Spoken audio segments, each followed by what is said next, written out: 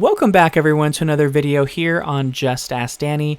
We're going to be focusing on the Disneyland Resort today because, of course, the biggest news was this past weekend, Fantasmic returned to Disneyland for the first time since the parks have reopened, and I had a chance to do the reserved dining package from Hungry Bear, which is the to-go option and most affordable option, and you can see the view wasn't all that bad, as you can see in the little clip here of this preview. But first, we're going to start off at Disney's Grand Californian Hotel and Spa to bring you a quick little construction update of the brand new pathway that's going to be leading to the entrance to Disney California Adventure Park for guests staying at what is now called Disney's Paradise Pier Hotel, but will likely be called something in the future after it goes through its Pixar renovation coming soon. But then, of course, we're also going to head to Disneyland Park and show you Tale of the Lion King, which is a returning show, but with an all-new twist over at Fantasyland Theater, and also some new characters popping up over in Star Wars Galaxy's Edge. So there's a lot to go through, so let's go ahead and get this video started.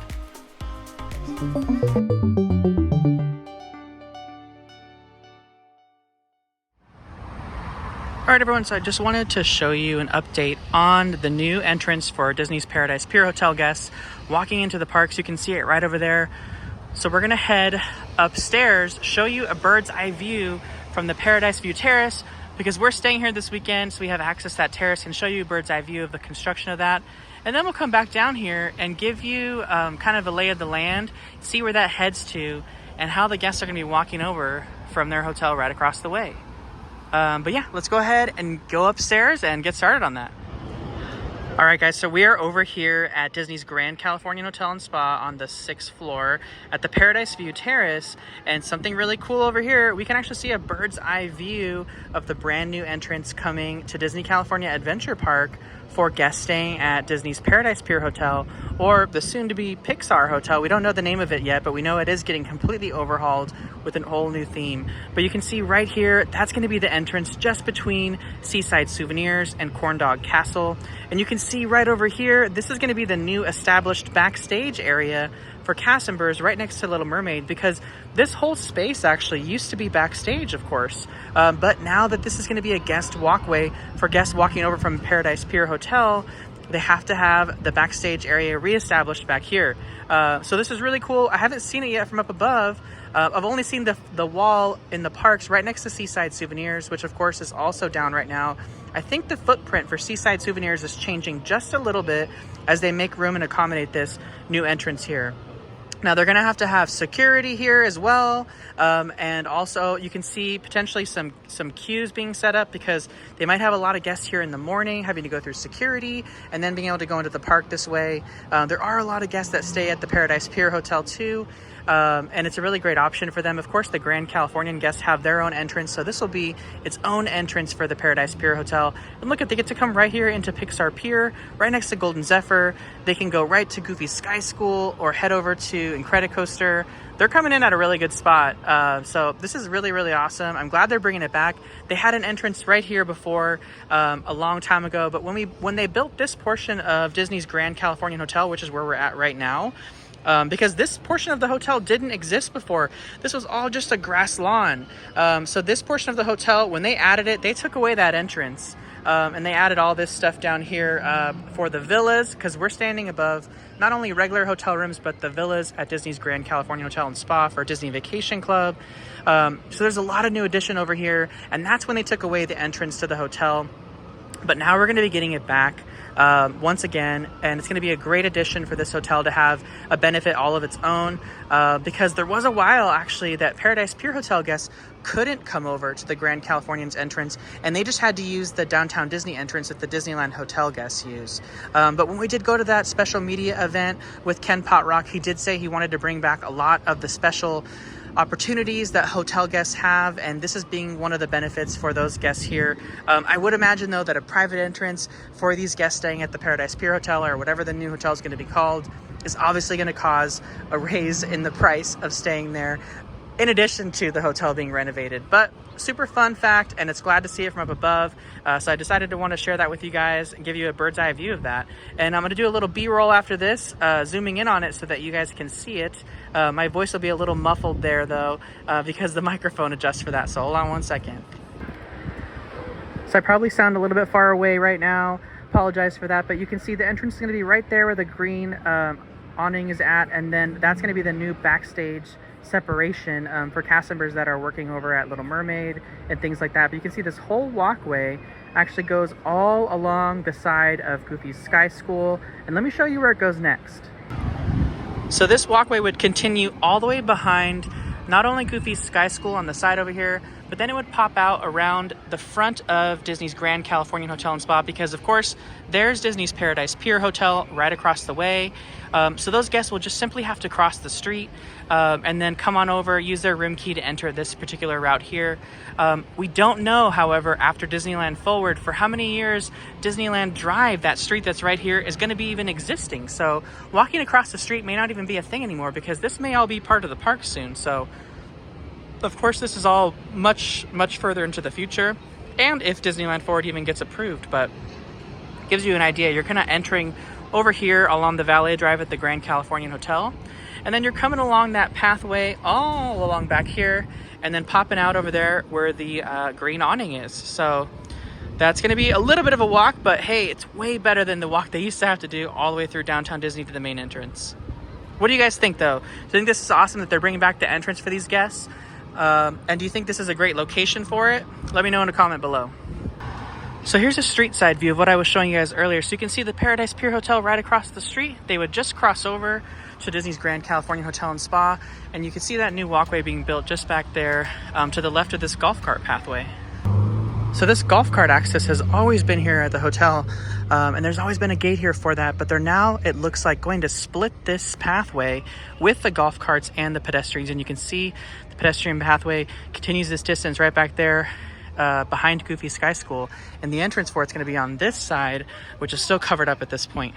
But I would imagine there's going to be a key gate there, as well as some security checking, making sure there are hotel guests walking through. But great new addition for these guests over here.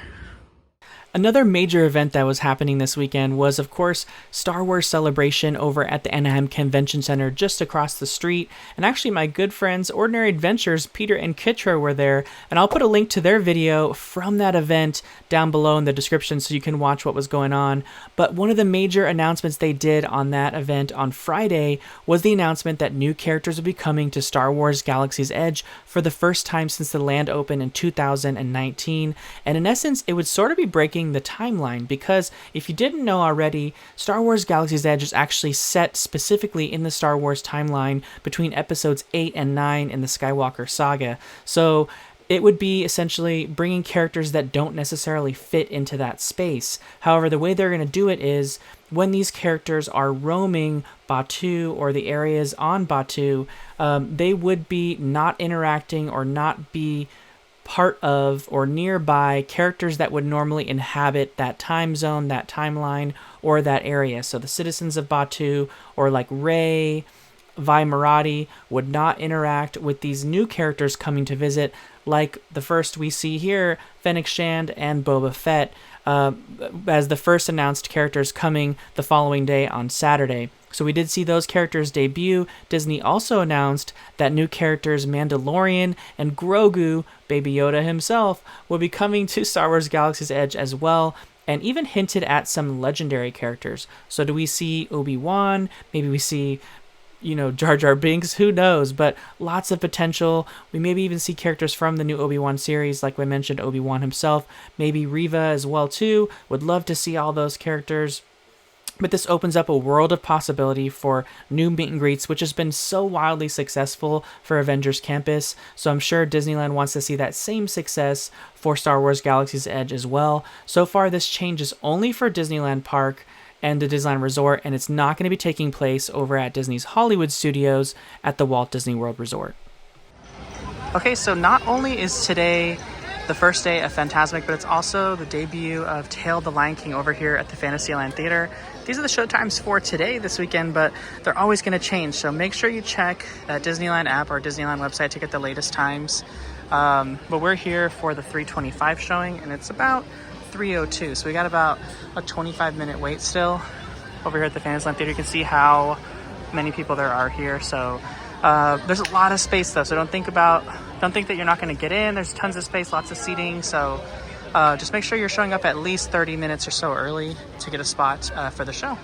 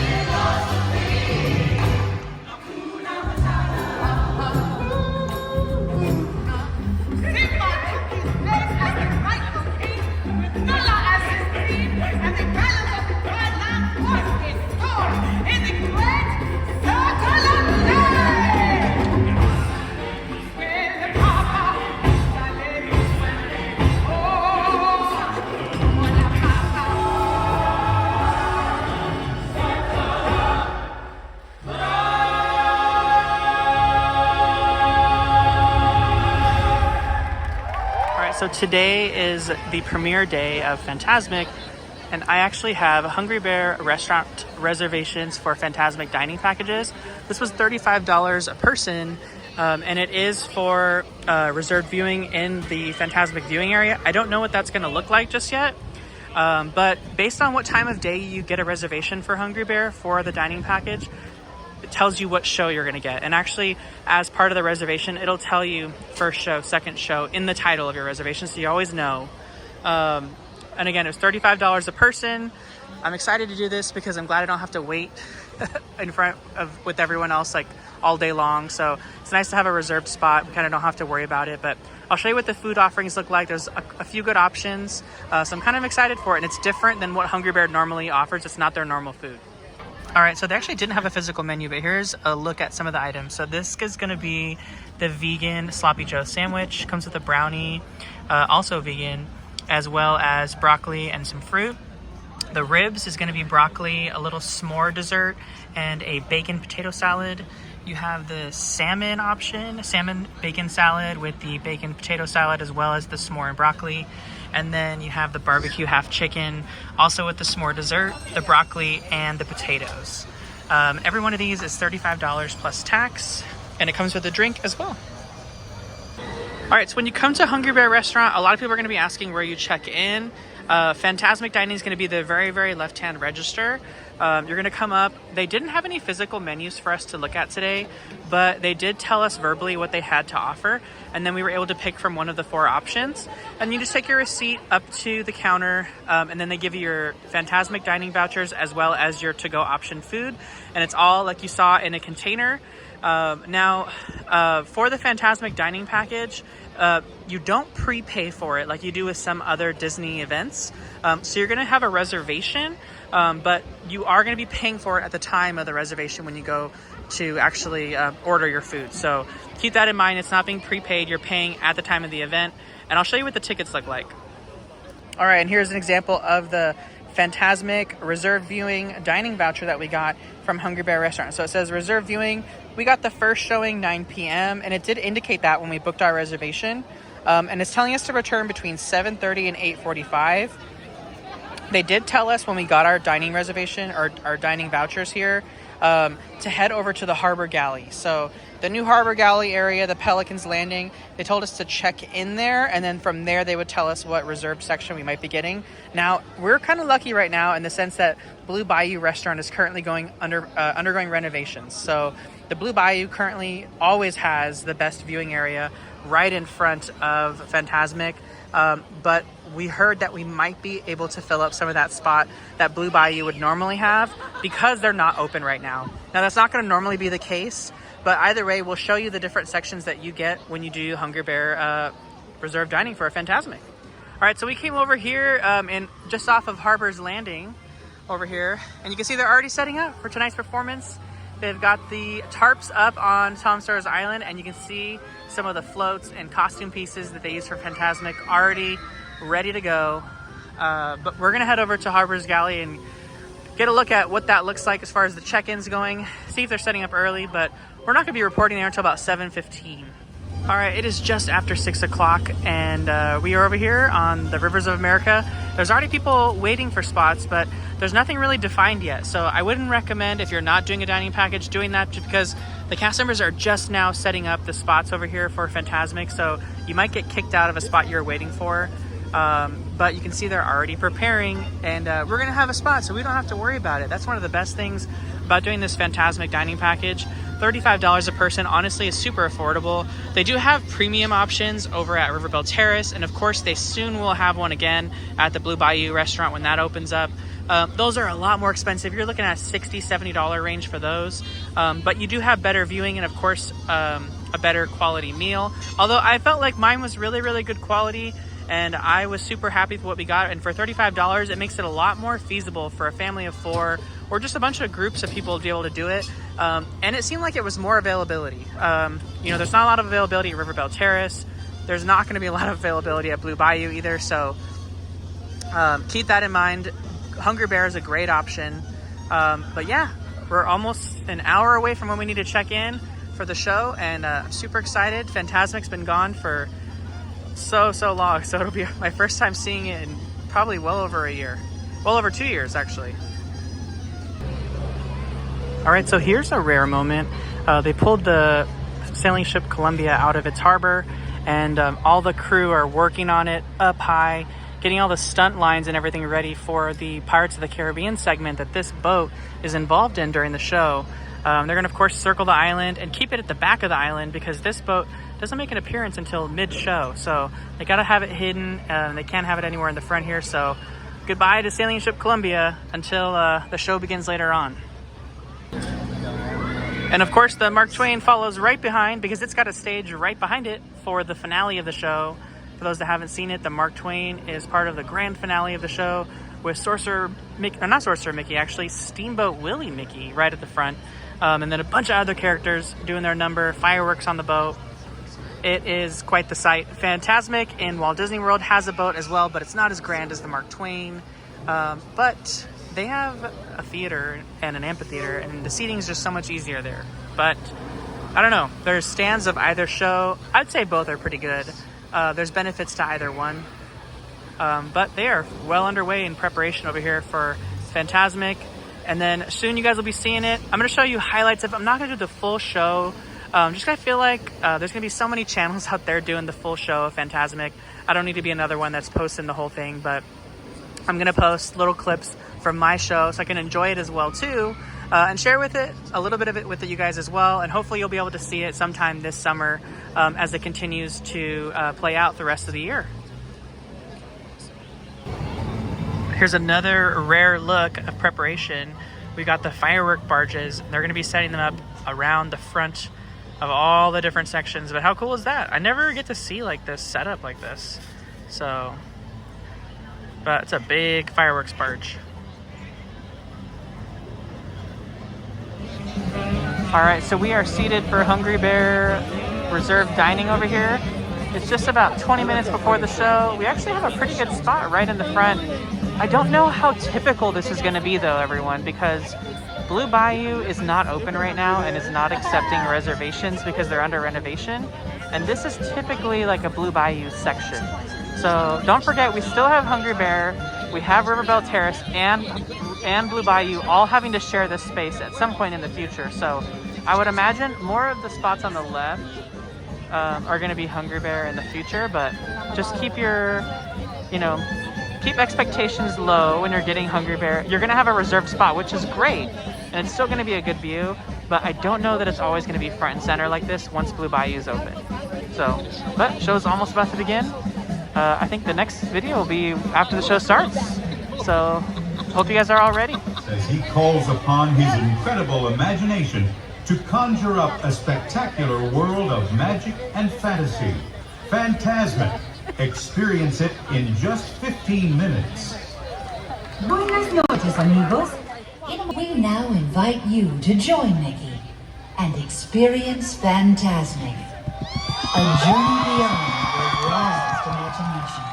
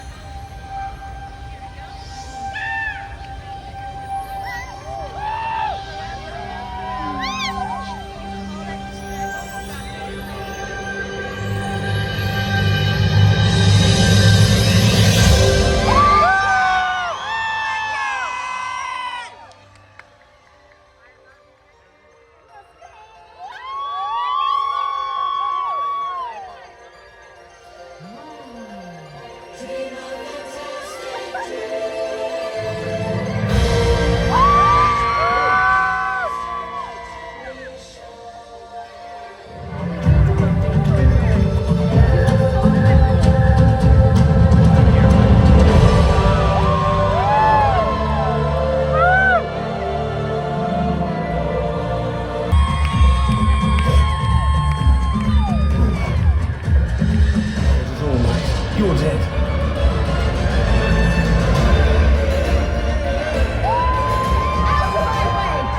You need a rescue?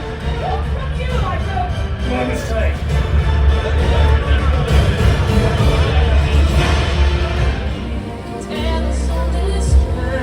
Song is old as time. Beauty and the Beast. What would I do if I could live out of these borders?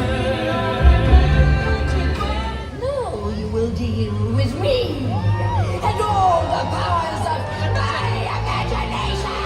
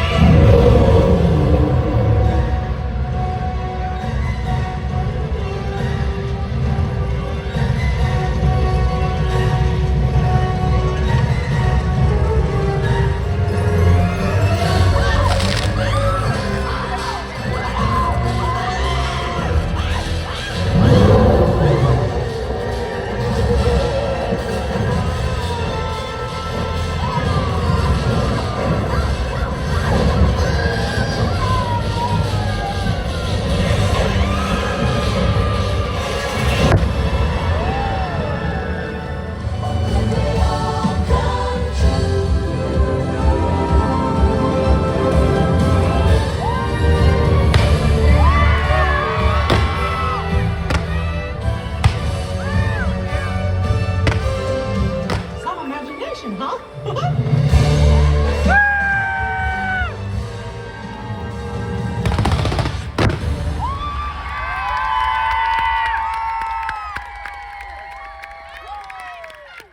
Overall, I felt like the Hungry Bear to-go dining option with reserved viewing for Fantasmic was an excellent option and excellent value at just $35 a person, coming with food, drinks, and of course a reserved spot to watch Fantasmic along the riverfront. Now normally, obviously, Hungry Bear's probably not going to be front and center like we were able to get on this particular night, seeing as how Blue Bayou is still closed for renovations, as it probably would take this front and center spot normally in the future. But anywhere along the riverfront that is reserved for the Hungry Bear restaurant would be an excellent option, even if it's on the left or right hand sides in the future. The big change this particular time for Fantasmic is that everything along the riverfront now is reserved for reserved dining packages only. There is no standby on the riverfront areas, with little exceptions like closer to Riverbell and the Mark Twain Riverboat dock. There are some standby areas over there, but for the most part, in all of the areas that most people want to be in, those are going to be for dining packages only. That's a big change this time around. Everything standby is going to be on the upper higher tiers of the areas that they just flattened out for New Orleans Square. But thanks again, guys, for watching. If you haven't already, please go ahead and hit the like button on this video, as it does help the video be seen by more people on YouTube and have it recommended more often. And leave a comment below if you feel like the Hungry Bear dining option was worth it and if you're going to try it on your next visit. But thanks again for watching, and we'll see you real soon.